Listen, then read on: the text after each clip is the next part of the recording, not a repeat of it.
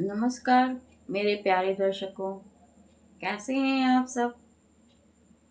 आप सब बहुत अच्छे होंगे, मुझे आशा है।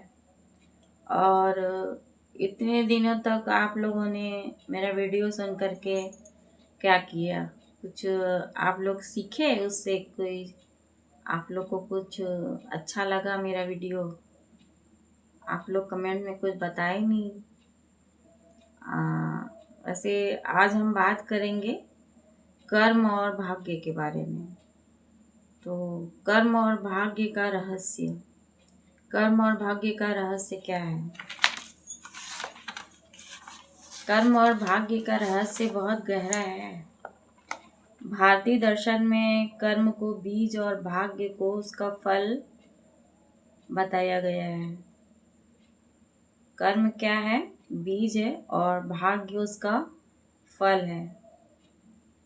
अ, मान लीजिए कि आज जो आपके साथ हो रहा है वह केवल किस्मत नहीं बल्कि किसी पुराने कर्म का परिणाम भी हो सकता है।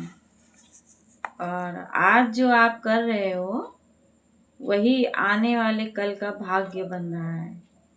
आज आप जो प्रेजेंट टाइम में कर रहे हैं वो आपका जो भविष्य है, जो आपका आने वाला कल है, वो बन रहा है। और जो आज आपके साथ जो हो रहा है वो आपका बीता हुआ कल है। जो आपका प्रारब्ध है, जो आपने पिछले जन्म में किया था, वो आज आपको मिल रहा है। एक सरल दृष्टांत से अगर देखा जाए तो कर्म किसान है और भाग्य उसकी फसल।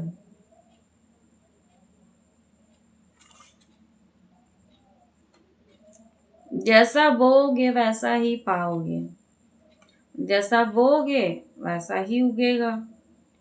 लेकिन यहाँ एक और रहस्य है कि हर कर्म तुरंत फल नहीं देता है। कुछ कर्म बीज की तरह वर्षों तक भीतर पड़े पड़े रहते हैं, फिर समय आने पर भाग्य बनकर सामने आते हैं।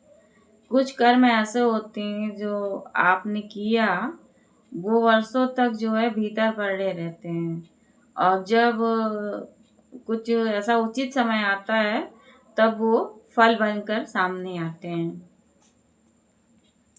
आध्यात्मिक दृष्टि से 3 प्रकार के कर्म बताए गए हैं। इसमें है संचित कर्म पहला। पिछले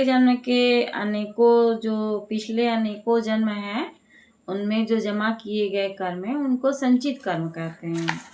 पिछले आप जन्मों में जो किए हैं वो जो है आज जो आपके साथ हो रहा है उसको संचित कर्म कहते हैं। और दूसरा है प्रारब्ध कर्म, वही हिस्सा जो इस जन्म में भाग्य बनकर सामने आया है। प्रारब्ध कर्म वही जो आपने पिछले जन्म में किया है, और पिछले जन्म का किया जो है आज आपके सामने आ रहा है। तीसरा है क्रियमाण कर्म, जो अभी आप इस क्षण कर रहे हो, और वही जो आपका भविष्य बनाएगा। आप प्रेजेंट टाइम में जो कर रहे हो वही आपका भविष्य बनेगा उससे। भाग्य लिखा हुआ हो सकता है पर वर्तमान कर्म से उसकी दिशा बदली जा सकती है। भाग्य लिखा हुआ हो सकता है लेकिन आप जो अपना भविष्य है उसको आप बना सकते हैं। प्रेजेंट टाइम में अच्छे कर्म करके आप अपने कल को संवार सकते हैं। अगर देखा जाए तो भाग्य ही सब कुछ होता है।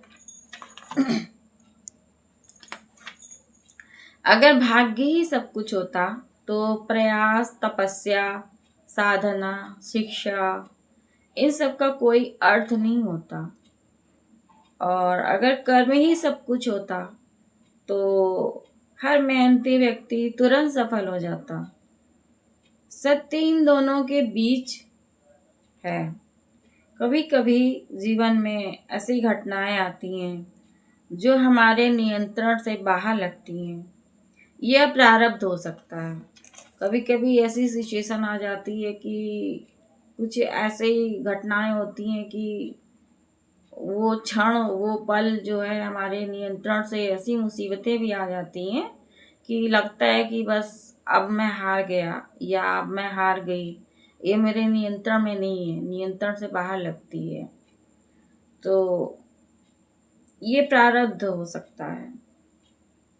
लेकिन उन परिस्थितियों में हमारा उत्तर कैसा है, यही नया कर्म है। सूफी और भक्ति भाव में ऐसे कहा जा सकता है कि तकदीर हाथ की रेखा नहीं, चेतना की दिशा है, और कर्म केवल काम नहीं, आत्मा की भाषा है। कबीरदास जी की शैली में अगर देखा जाए, अगर समझा जाए, तो कर्म बिना ना भाग खुले, भाग बिना क्या होए, बीज पड़े पत्थर तले, बरखा देना कोय। कर्म और भाग्य का यही खेल है। आज के इसमें चर्चा में बस इतना ही, और अगले वीडियो में हम फिर मिलेंगे। तब तक के लिए नमस्कार। आप सबको मेरी राम राम। आप सबके भीतर परमात्मा बैठे, परमात्मा को मेरा प्रणाम।